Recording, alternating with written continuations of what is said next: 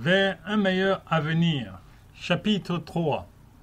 Le mensonge sur l'immortalité.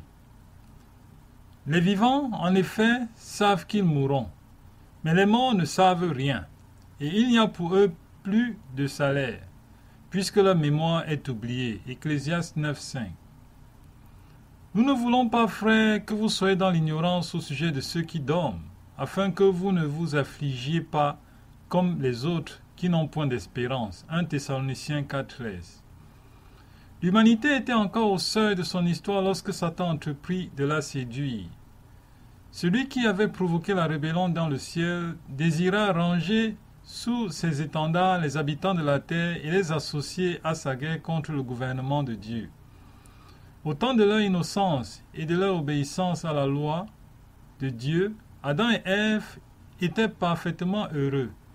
Et ce fait constitue un témoignage permanent contre l'affirmation de Lucifer selon laquelle les lois de Dieu étaient oppressives et contraires au bien de ses créatures. En outre, jaloux de voir la magnifique demeure préparée à l'intention du couple primitif, il se dit « Si je les sépare de Dieu et les subjugue, je pourrai entrer en possession de la terre et y établir mon empire en opposition à celui du Très-Haut. » En se présentant sous son vrai jour, le tentateur eût été aussitôt repoussé, car Adam et Ève avaient été mis en garde contre ce dangereux adversaire. Aussi cacha-t-il son dessein afin d'atteindre son but plus sûrement, opérant dans l'ombre et prenant pour intermédiaire le serpent qui était alors une des créatures les plus ravissantes. Il dit à Ève, « Dieu a-t-il réellement dit « Vous ne mangerez pas de tous les arbres du jardin » Genèse 3.1. Si Ève s'était abstenue d'entrer en pourparlers avec le serpent, elle eût été en sécurité, mais elle engagea la conversation et tomba dans le piège. C'est là ce qui perd encore un grand nombre de gens qui se mettent à douter, qui discutent les volontés de Dieu et qui, au lieu d'accepter les commandements divins, adoptent des théories humaines masquant les pièges de Satan.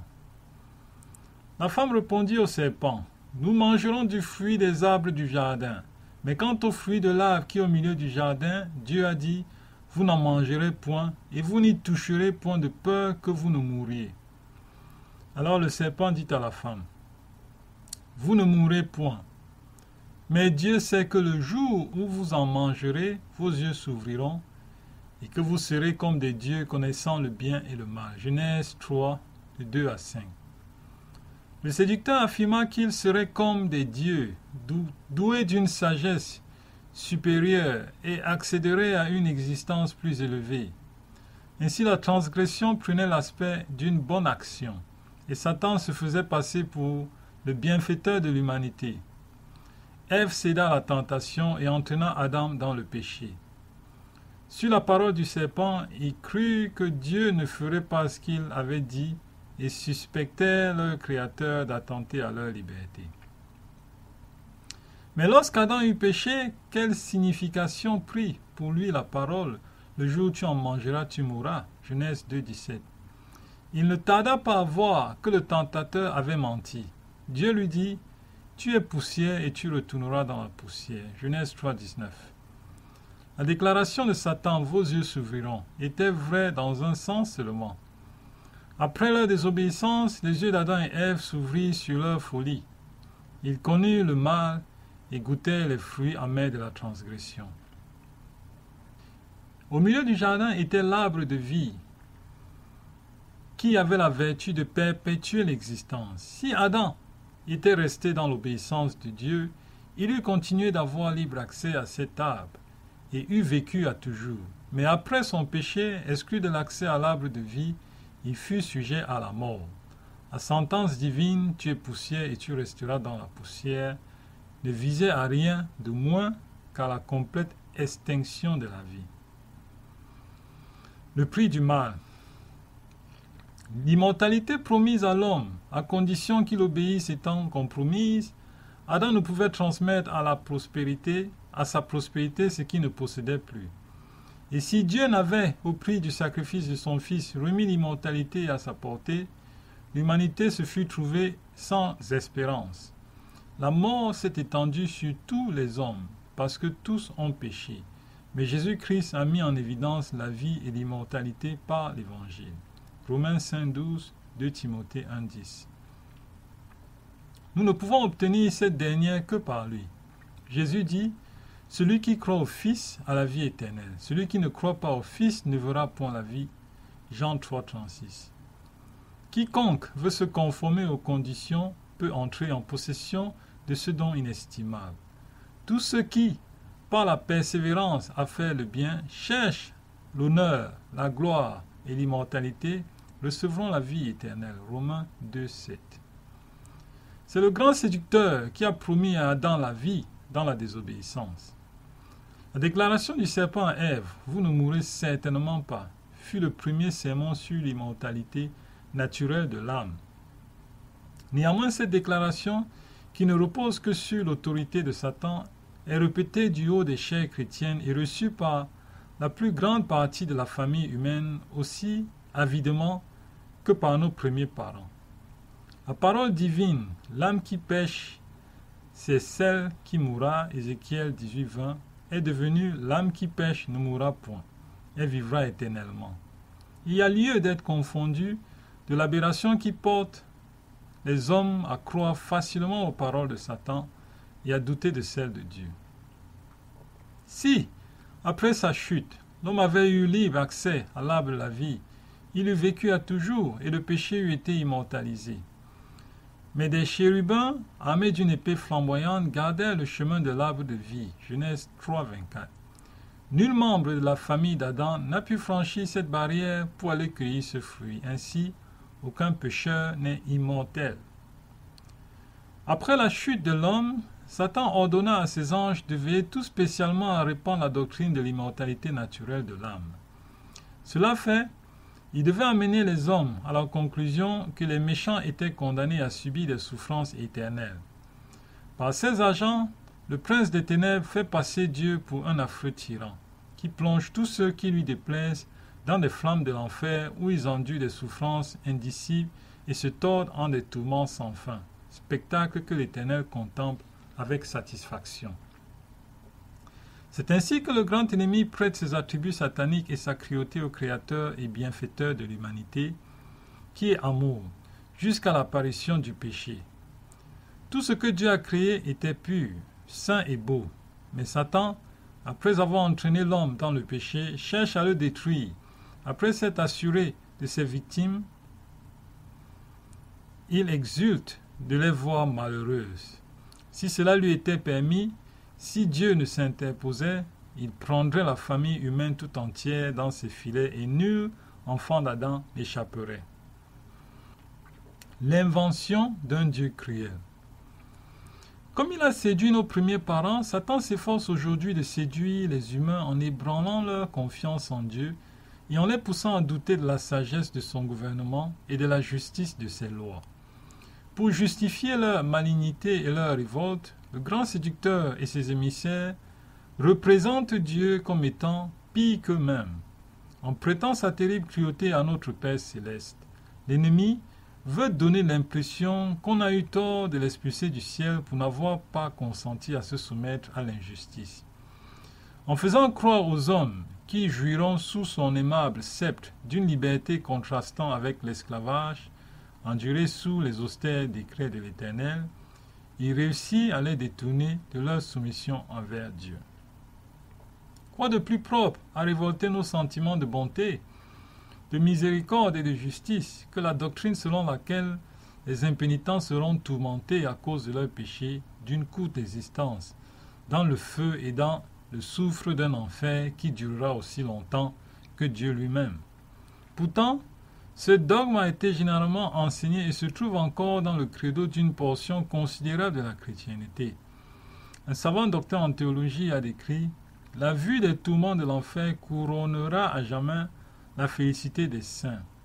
En voyant les êtres de la même nature qu'eux et nés dans les mêmes circonstances, plongés dans de telles souffrances, alors qu'eux-mêmes sont des objets d'un sort si différent, ils comprendront mieux le bonheur dont ils jouissent. » Un autre a déclaré « Pendant que le décret de réprobation s'exécutera éternellement sur les objets de la colère de Dieu.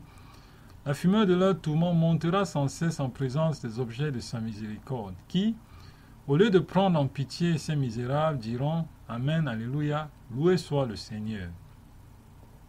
Où de tels enseignements se lisent-ils dans la parole de Dieu? Les rachetés une fois dans la gloire perdraient-ils tout sentiment de compassion et même d'humanité? Ces vertus y feraient-elles place à un froid stoïcisme ou à la cruauté des sauvages? Non. Tel n'est pas l'enseignement de la Bible. Ceux qui ont écrit ce qu'on vient de lire peuvent être des savants et même des hommes honnêtes. Ils n'en sont pas moins séduits par les sophismes de Satan qui les poussent à fausser certaines expressions énergétiques des Écritures, auxquelles ils attribuent une amertume et une malignité qu'ils tirent de son propre fond, mais non de celui de notre Créateur. Je suis vivant, dit le Seigneur, l'Éternel. Ce que je désire, ce n'est pas que le méchant meure, c'est qu'il change de conduite et qu'il vive. Revenez, revenez de votre mauvaise voie. Pourquoi mourriez-vous, maison d'Israël? Ézéchiel 33, 11. Quel avantage Dieu retirerait-il de ce que nous admettions qu'il trouve ses délices dans les tortures incessantes des méchants, qu'il jouisse des gémissements, des cris de douleur et des imprécations des créatures qu'il retient dans les flammes de l'enfer? Ces cris atroces seraient-ils une musique pour les oreilles de l'amour infini? On prétend qu'en infligeant aux pécheurs des tourments éternels, Dieu montre son horreur du péché qui a troublé la paix et l'ordre de l'univers. Quel affreux blasphème! Comme si l'horreur de Dieu pour le péché justifiait la perpétuation du mal. En effet, exaspérés par le désespoir, les malheureux reprouvés exhaleraient leur fureur en malédiction et en outrage qui augmenterait constamment leur culpabilité. Non, ce n'est pas rehausser la gloire de Dieu que de perpétuer et d'aggraver le péché pendant les siècles éternels. Il est impossible à l'esprit humain d'évaluer le mal accompli par l'hérésie des tourments éternels. La religion des Écritures, toute d'amour, de bonté et de compassion, s'y trouve éténébrée de superstition et drapée d'épouvante. Quand on considère sous quel faux jour Satan a présenté le caractère de Dieu, y a-t-il lieu de s'étonner que notre miséricordieux Créateur soit craint, redouté et même haï? Les idées terrifiantes répandues du haut de la chair au sujet de la divinité ont fait des milliers, des millions de sceptiques et d'incrédules. Le dogme des tourments éternels est l'une des fausses doctrines qui constituent le vin des abominations de Babylone dont celle-ci a abreuvé toutes les nations. Voir Apocalypse 14, 8, 17, 2. Que des ministres du Christ aient pu adopter cette hérésie et la proclamer dans les temples chrétiens est un véritable mystère. Ils l'ont reçu de Rome, tout comme son faux jour de repos.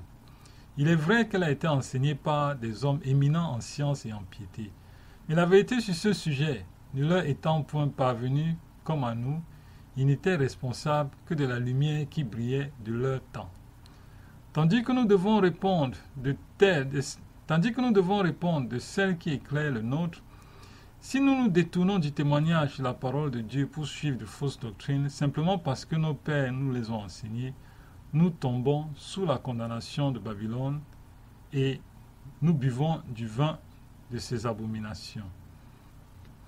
L'erreur de l'impunité. De nombreuses personnes que révolte la doctrine des tourments éternels versent dans l'erreur opposée. Elles croient que l'âme est immortelle, mais comme la Bible enseigne que Dieu est amour et compassion, elles ne peuvent croire qu'il abandonne ses créatures à un feu éternel. Et elles ne trouvent d'autre alternative que l'hypothèse agréable du salut final de tous les hommes. Elles considèrent les menaces de l'Écriture comme destinées à effrayer les gens pour les pousser à l'obéissance et prétendent que Dieu n'a jamais eu l'intention de leur donner suite. Ainsi, le pécheur pourrait méconnaître la loi divine et vivre dans le mal sans s'aliéner la faveur divine. Cette doctrine qui abuse de la bonté de Dieu et ignore sa justice, est agréable au cœur charnel et en hardit le méchant dans son iniquité. Il suffira de citer leur propre déclaration pour montrer comment les partisans du salut universel tordent les Écritures pour soutenir ce dogme néfaste. À l'occasion des funérailles d'un jeune impie mort subitement d'un accident, un pasteur universaliste prit comme texte ce passage des Écritures. Le roi David était consolé de la mort d'Amnon. 2 Samuel 13, 39. On me demande fréquemment, dit l'orateur, ce qu'il adviendra des impies qui quittent ce monde soit en état d'ivresse, soit avec des taches écarlates du crime sur leurs vêtements, ou bien encore, comme ce jeune homme, sans avoir jamais fait profession de piété et sans aucune vie religieuse. Adressons-nous aux Écritures, elles résoudront ce redoutable problème. Amnon était un grand pécheur. Il avait été tué en état d'ivresse et d'impénitence. David, son père, étant un prophète de Dieu, devait savoir si Amnon serait heureux ou malheureux dans l'autre monde. Quelle fut l'expression des sentiments de son cœur? Le roi David cessa de poursuivre Absalom, car il était consolé de la mort d'Amnon. Quelle conclusion découle de ce langage? À coup sûr que les tourments éternels ne faisaient pas partie des croyances de David, et nous trouvons ici un argument triomphant en faveur de l'hypothèse plus agréable, plus lumineuse, plus conforme aux compassions de Dieu, du triomphe ultime et universel de la pureté et de la paix. Il se consola de la mort de son fils. Pourquoi? Parce que son regard prophétique, embrassant un glorieux avenir, lui montrait ce fils éloigné de la tentation, affranchi de l'esclavage et purifié des souilles du péché, admis enfin, après un stage suffisant de purification, dans l'assemblée des esprits bienheureux au séjour de la félicité. L'unique consolation du roi était qu'après avoir quitté l'état actuel de péché et de souffrance, son fils chéri se trouvait là où les effluves les plus puissants de l'esprit passaient sur son âme éténébrée, où son esprit s'ouvrait à la sagesse céleste et au doux transport de l'amour divin, le préparant ainsi, grâce à sa nature sanctifiée, à jouir du repos et de la gloire de l'héritage éternel. Nous voulons dire par là que le salut ne dépend aucunement de ce que l'on peut faire en cette vie, qu'il s'agisse d'un changement de cœur, de la foi ou d'une profession de religion. C'est ainsi qu'un soi-disant ministre de Jésus-Christ réitère le mensonge du serpent en Éden. Vous ne mourrez point. Le jour où vous en mangerez, vos yeux s'ouvriront et vous serez comme des dieux. Il déclare qu'après la mort, le pire des pécheurs, le meurtrier, le voleur et l'adultère, se prépare à entrer dans le séjour de la félicité. D'où ce prédicateur, habile à pervertir les Écritures, tire-t-il cette conclusion? D'une phrase exprimant la soumission de David aux dispensations de la providence, le roi David cessa de poursuivre Absalom car il était consolé de la mort d'Amnon. L'acuité de son chagrin s'étant atténuée avec le temps, ses pensées s'étaient reportées de son fils mort sur son fils vivant, qui s'était exilé pour éviter le juste châtiment de son crime. Et c'est par ce texte qu'on prétend prouver que l'ivrogne et l'incestueux Amnon furent aussitôt après sa mort transportés dans les demeures de la félicité pour y être purifiés et rendus propres à vivre dans la société des anges qui n'ont jamais péché. C'est là, certes, une fable agréable, propre à rassurer et à satisfaire le cœur mondain. Mais c'est la doctrine de Satan, et il l'a fait servir à ses desseins. Faut-il s'étonner qu'avec de tels enseignements, l'iniquité aille en augmentant? La méthode de ce faux docteur n'est qu'un spécimen du procédé utilisé par beaucoup d'autres. On sépare une déclaration des Écritures de son contexte qui montrerait, dans bien des cas, qu'elle a un sens tout autre que celui qu'on lui prête. Avec ce passage isolé et falsifié, on établit une doctrine qui, loin d'avoir une base scripturaire, est contredite par la déclaration positive selon laquelle aucun ivrogne ne verra le royaume de Dieu, voir 1 Corinthiens 6:10. C'est ainsi que les sceptiques et les incrédules tournent la vérité en mensonge et que des foules séduites et doucement bercées s'endorment dans une fausse sécurité. S'il était vrai qu'à l'heure suprême, tous les âmes vont directement au ciel, il y aurait lieu de désirer la mort plutôt que la vie. Aussi, cette croyance a-t-elle poussé plusieurs à mettre fin à leur existence? Qu'y a-t-il de plus simple pour être plongé dans le désespoir par les difficultés, l'affliction ou les revers, que de rompre le fil tenu par ces jours pour se lancer dans la félicité du monde éternel? La justice de Dieu.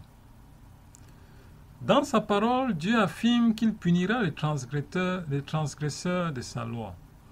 Ceux qui s'imaginent que Dieu est trop miséricordieux pour exécuter sa justice sur les pécheurs n'ont qu'à porter les regards sur la croix du Calvaire.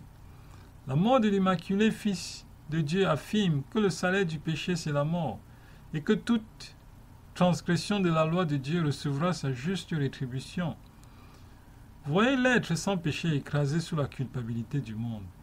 La face de son Père se voile, son cœur se brise, il expire. Ce grand sacrifice fut consenti pour acheter l'homme perdu. En conséquence, toute âme qui refuse l'appropriation acquise à un tel prix doit porter la culpabilité et le châtiment de sa transgression. Considérons maintenant l'enseignement des Écritures touchant le sort des impies et des impénitents que l'universalisme place au ciel avec les anges et les bienheureux. À celui qui a soif, je donnerai de la source de l'eau de la vie, gratuitement.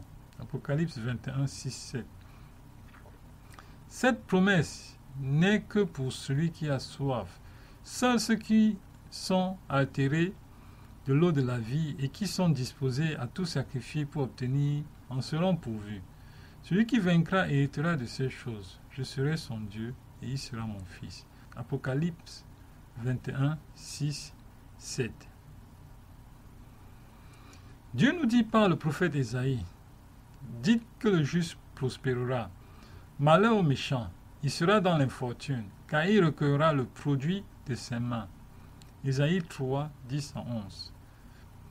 Quoique le pécheur fasse 100 fois le mal et qu'il y persévère longtemps, je sais aussi que le bonheur est pour ceux qui craignent Dieu, parce qu'ils ont de la crainte devant lui.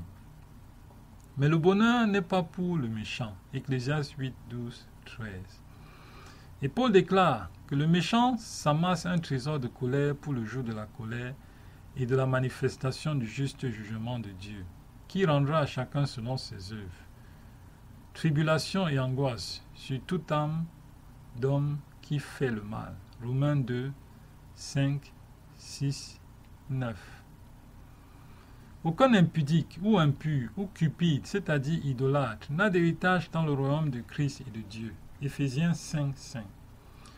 Recherchez la paix avec tous, sanctification, sans laquelle personne ne verra le Seigneur.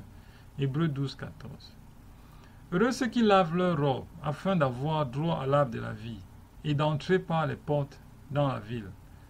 Dehors les chiens, les enchanteurs, les impudiques, les meurtriers, les idolâtres, et quiconque aime et pratique le mensonge. Apocalypse 22, 14, 15.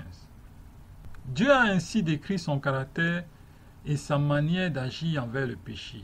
L'Éternel, Dieu miséricordieux et compatissant, lent à la colère, riche en bonté et en fidélité, qui conserve son amour jusqu'à 1000 générations, qui pardonne l'iniquité, la rébellion et le péché, mais qui ne tient point le coupable pour innocent. Exode 34, 6. L'Éternel détruit tous les méchants. Les rebelles sont tous anéantis. La postérité des méchants est retranchée. Psaume 145, 20. 37, 38. S'il est vrai que la puissance et l'autorité du gouvernement divin s'emploieront à écraser la révolte, les manifestations de la justice rétributive seront cependant conformes au caractère du Dieu miséricordieux, compatissant et lent à la colère.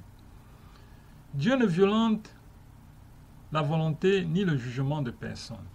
Il ne prend aucun plaisir à une obéissance basée sur la crainte. Il désire que les créatures l'aiment parce qu'ils méritent leur amour et qu'elles lui obéissent parce qu'elles ont une juste appréciation de sa sagesse, de sa justice et de sa bonté. Aussi, toute personne qui a une vraie conception de ses attributs l'aimera et se sentira attirée vers lui par l'admiration qu'il inspire. Les principes de bonté, de miséricorde et d'amour que Jésus a enseignés et manifestés dans sa vie émanent du caractère de Dieu. Il n'enseignait que ce qu'ils avaient reçu de son Père. Les principes du gouvernement divin concordent parfaitement avec ce précepte du Sauveur. Aimez vos ennemis. Dieu exécute ses jugements sur les méchants tant pour le bien de l'univers que pour le bien de ceux qui les subissent. Il les rendrait heureux s'il le pouvait sans déroger aux lois de son gouvernement et sans porter atteinte à la justice de son caractère. Il les entoure des gages de sa bienveillance. Il leur accorde la connaissance de ses lois et leur réitère les offres de sa bonté. Mais ils font fi de son amour. Ils transgressent sa loi et repoussent sa miséricorde. Ils sont constamment l'objet de bienfaits, mais ils déshonorent celui qui les leur accorde. Ils haïssent Dieu parce qu'ils savent qu'il abhorre leurs péchés. Mais bien que le Seigneur tolère longtemps leur perversité, leur décisif sonnera enfin où leur destinée sera fixée. Enchaînera-t-il alors ces rebelles à ses côtés? Les contraindra-t-il à faire sa volonté? Ceux qui ont choisi Satan pour chef et qui ont été dominés par son ascendant ne sont pas qualifiés pour paraître en la présence de Dieu. L'orgueil, la ruse, l'immoralité, la cruauté se sont implantés dans leur caractère. Pourront-ils entrer au ciel pour y cohabiter avec ceux qu'ils ont haïs et méprisés sur la terre? La vérité ne sera-t-il jamais appréciée par un menteur?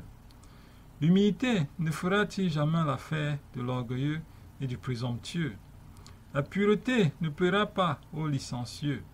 Un amour désintéressé et sans attrait pour l'égoïste.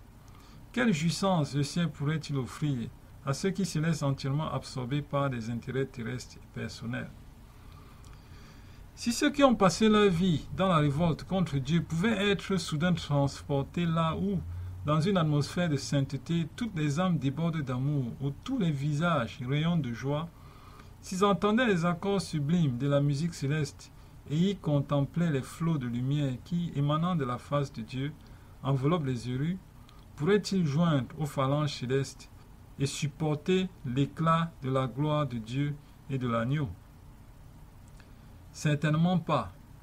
Des années de grâce leur ont été accordées pour se préparer à entrer dans le séjour de la félicité, mais ils ne se sont jamais appliqués à aimer la pureté et à parler le langage du ciel. Maintenant il est trop tard. Une vie de rébellion contre Dieu les a disqualifiés pour le royaume. La pureté, la sainteté et la paix qui règnent les mettraient à la torture. La gloire de Dieu serait pour eux un feu consumant. Ils ne demanderaient qu'à s'enfuir de ce Dieu saint. Ils appelleraient sur eux la destruction pour échapper à la présence de celui qui les a rachetés. Élection personnelle. La destinée des injustes résulte de leur choix. De la part de Dieu, elle est un acte de justice et de miséricorde. Les feux du dernier jour proclament, de même que les eaux du déluge, que le méchant est incurable. Il n'a aucune envie de se soumettre à Dieu. Il s'est entraîné à la révolte, et au terme de sa vie, il est trop tard pour changer le courant de ses pensées, pour passer du péché à l'obéissance, de la haine à l'amour. Dieu a épargné la vie de Caïn pour nous donner un aperçu de ce qu'il adviendrait si le pécheur pouvait perpétuer une vie d'iniquité effrénée. Par l'influence des enseignements et de l'exemple de Caïn, des multitudes de ses descendants furent détournés du bon chemin, au point que toutes les pensées de leur cœur se portaient chaque jour uniquement vers le mal. La terre était corrompue devant Dieu. La terre était pleine de violence. Genèse 6, 5, 11. C'est par la miséricorde que Dieu fit périr les impies au jour de Noé. C'est encore par la miséricorde qu'il supprima les habitants de Sodome. Grâce à la puissance séductrice de Satan, les blasphémateurs s'attirent la sympathie et l'admiration de leurs semblables et les entraînent au mal. C'est ce qui eut lieu au jour de Caïn et de Noé ainsi qu'au temps d'Abraham et de Lot. Il en est de même de nos jours. C'est par la compassion pour l'univers que Dieu détruira finalement les contemplateurs de sa grâce. Le salaire du péché c'est la mort. Mais le don gratuit de Dieu, c'est la vie éternelle en Jésus-Christ notre Seigneur. Romains 6, 23. Tandis que la vie est l'héritage des justes, la mort est la part des méchants. Moïse dit à Israël, « Je mets aujourd'hui devant toi la vie et le bien, la mort et le mal. » Deutéronome 30, 15. La mort mentionnée dans ce passage n'est pas celle qui résulte de la sentence prononcée sur Adam et que subit toute la famille humaine. C'est la seconde mort qui est mise en contraste avec la vie éternelle. La condition humaine mortelle. En conséquence du péché d'Adam, la mort a passé sur l'humanité. Tous les hommes descendent dans la tombe, mais grâce au plan du salut, tous seront rappelés à la vie. Il y aura une résurrection des justes et des injustes. Acte 24, 15. Comme tous meurent en Adam, de même aussi tous reviendront en Christ. 1 Corinthiens 15, 22. Une distinction est faite entre les deux classes de ressuscités. Tous ceux qui sont dans les sépulcres entendront sa voix et en sortiront. Ceux qui auront fait le bien ressusciteront pour le jugement. Jean 5, 28, 29. Ceux qui seront jugés dignes de participer à la résurrection des justes sont proclamés heureux et saints. La seconde mort n'a point de pouvoir sur eux. Apocalypse 26. Ceux qui ne se seront pas assurés le pardon par la conversion et par la foi devront subir la peine de leur transgression, le salaire du péché. Leurs châtiments seront leurs œuvres, varieront quant à son intensité et quant à sa durée. Mais pour tous, il se terminera également par la seconde mort. Étant donné que Dieu ne saurait, tout en étant miséricordieux et juste, sauver le pécheur dans ses transgressions, il le prive d'une existence qu'il a compromise et dont il s'est montré indigne. Un écrivain inspiré a dit « Encore un peu de temps et le méchant n'est plus. Tu regardes le lieu où il était et il a disparu. » Et un autre « Les nations seront comme si elles n'eussent jamais été. » Psaume 37, 10, Abidias 1, 16. Couvertes d'infamie et disparaissent dans un oubli éternel. Ainsi prendra fin le péché avec toutes les misères et toutes les ruines dont il est la cause. Le psalmiste écrit « Tu détruis le méchant, tu effaces leur nom pour toujours et à perpétuité. » Plus d'ennemis, des ruines éternelles. Psaume 9, Saint 6.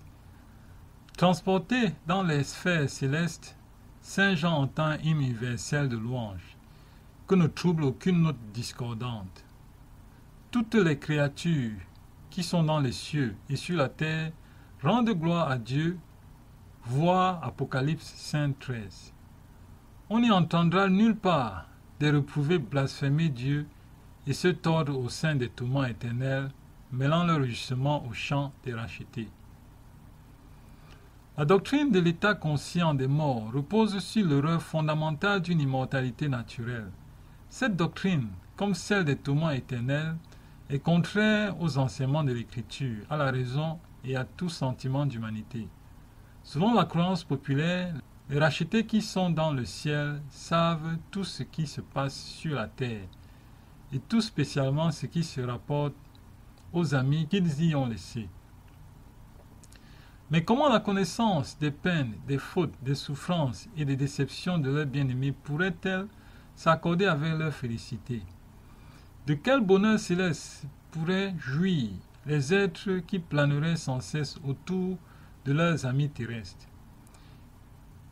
Et n'est-il pas révoltant de songer qu'un impénitent n'a pas plus tôt rendu le dernier soupir que son âme est plongée dans des flammes de l'enfer? Quelles tortures ne doivent pas éprouver ceux qui ont vu un ami inconverti descendre dans la tombe, à la pensée de le voir entrer dans une éternité de souffrance? Beaucoup ont perdu la raison dans cet affreux cauchemar. Dans les Écritures, David affirme que les morts sont inconscients. Leur souffle s'en va, ils rentrent dans la terre, et ce même jour, leur dessein disparaît. Psaume 146, 4. Salomon exprime la même pensée. Les vivants, en effet, savent qu'ils mourront, mais les morts ne savent rien. Et leur amour, et leur haine, et leur envie ont déjà péri, et ils n'auront plus jamais aucune part à tout ce qui se fait sous le soleil. Il n'y a ni œuvre, ni pensée, ni science, ni sagesse dans le séjour des morts où tu vas. Ecclésiaste 9, 5, 6, 10. Quand, en réponse à la prière du roi Ézéchias, le Seigneur eut accordé à celui-ci un sursis de vie de 15 ans, ce prince, dans sa reconnaissance, fit monter vers Dieu l'action de grâce suivante.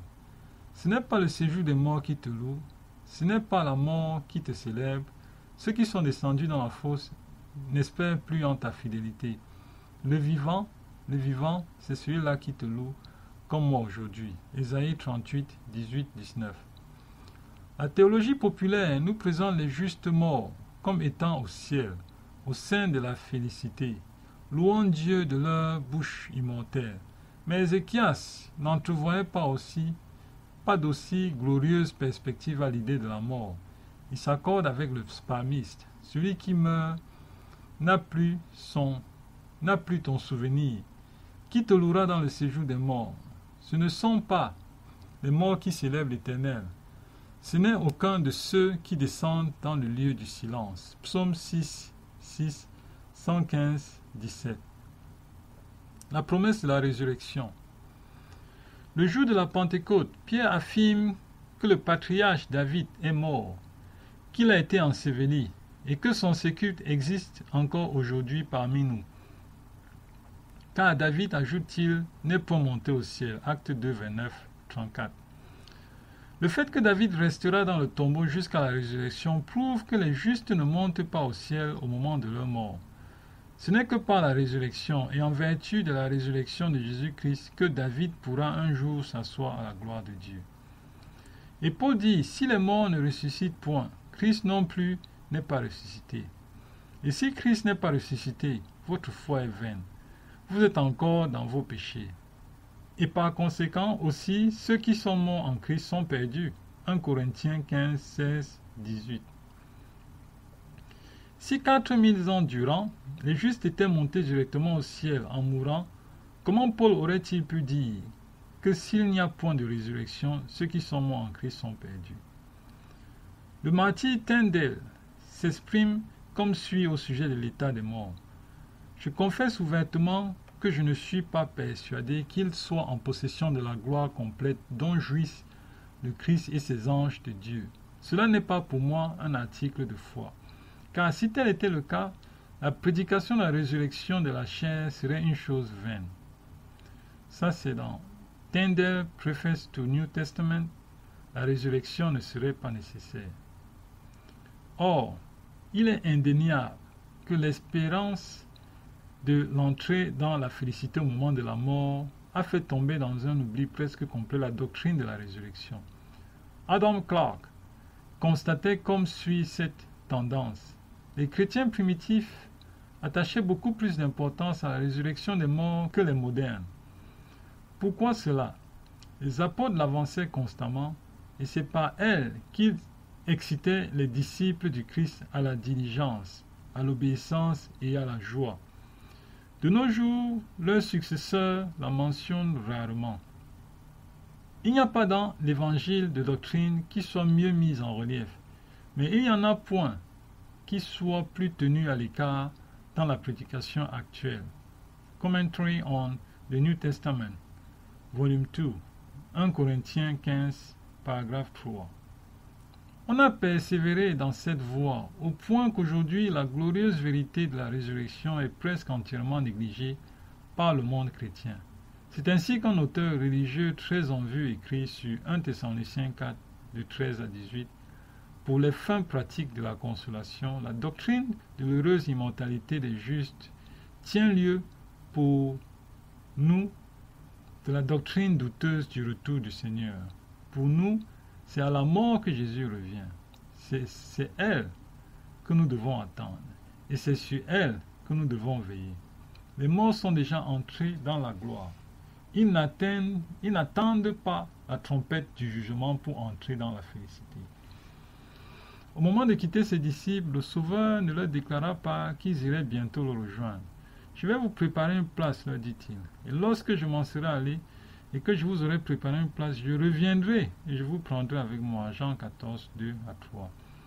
Et Paul ajoute, le Seigneur lui-même, à un signal donné, à la voix d'un archange et au son de la trompette de Dieu, descendra du ciel, et les morts en Christ ressusciteront premièrement.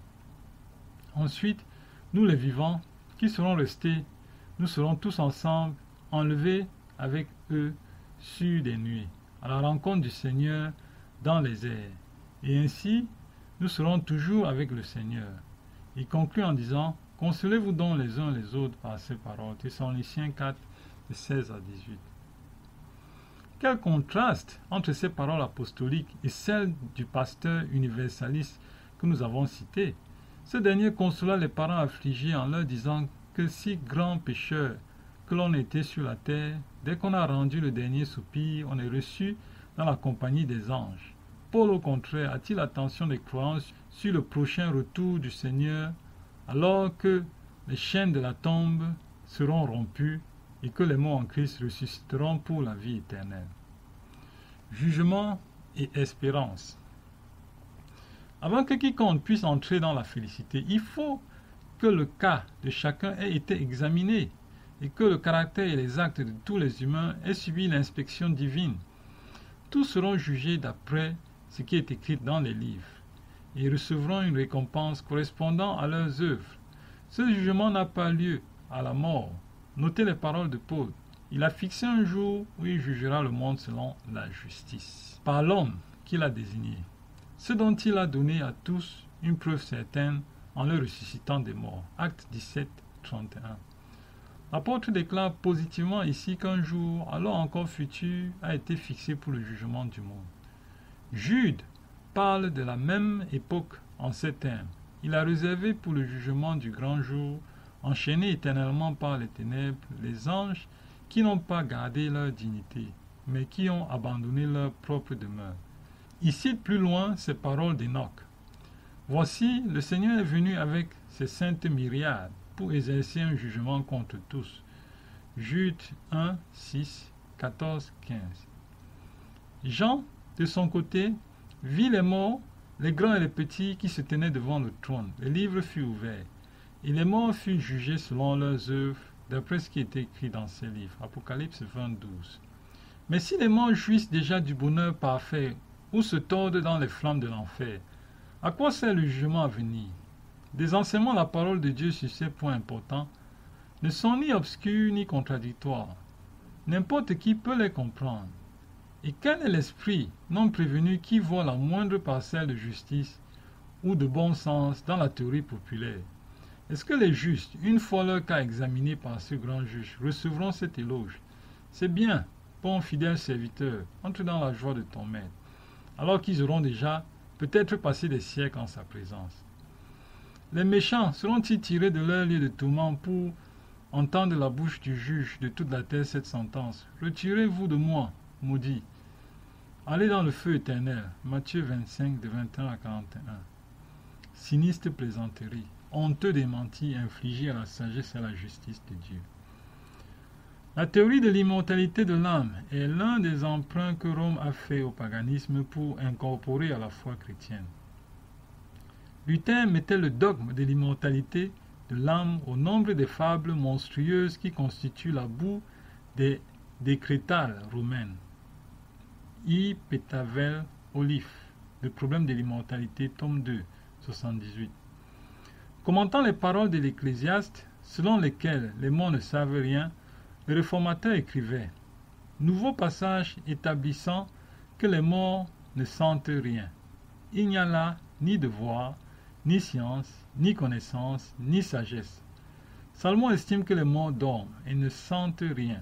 Les morts ne tiennent compte ni des jours, ni des années, mais à leur réveil, ils croient avoir dormi à peine une minute. » Luther Work, Saint L.I.V. V. 1535. On ne voit nulle part dans les saints livres que les justes reçoivent leur récompense et les méchants leur châtiment au moment de la mort. On ne trouve dans les patriarches et les prophètes aucune affirmation de ce genre. Jésus-Christ et les apôtres n'y ont pas fait la moindre allusion. L'Écriture enseigne positivement que les morts ne montent pas directement au ciel, mais qu'ils sont plongés dans le sommeil jusqu'à la résurrection. Voir 1 Thessaloniciens 4, de 14 à 16. Job 14, 10 à 12.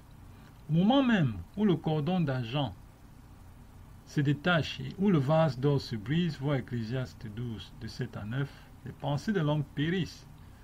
Ceux qui descendent dans la tombe sont silencieux. Ils ne savent rien de ce qui se passe sous le soleil. Job 14, 21. Heureux repos pour les justes lassés. Le temps, court ou long, n'est désormais qu'un instant pour eux. Ils dorment. La trompette de Dieu les appellera à une heureuse immortalité. La trompette sonnera et les morts ressusciteront incorruptibles, car il faut que ce corps corruptible revête l'incorruptibilité et que ce corps mortel revête l'immortalité. Lorsque ce corps corruptible aura revêtu l'incorruptibilité et que ce corps mortel aura revêtu l'immortalité, alors s'accomplira la parole qui est écrite. La mort a été engloutie dans la victoire. 1 Corinthiens 15, 52 à 55. Dès qu'ils sortiront de leur profond sommeil, ils reprendront le cours de leurs pensées là où ils l'ont laissé. Leur dernière sensation les plongeait dans les affres de la mort. Leur dernière impression fut de tomber sous la puissance de la mort. Dès qu'ils sortiront de la tombe, leur première pensée s'exprimera par ce cri triomphant. Ô mort, où est ta victoire? Ô mort, où est ton aiguillon? 1 Corinthiens 15, de 52 à 55. Fin de Vers un meilleur avenir, chapitre 3.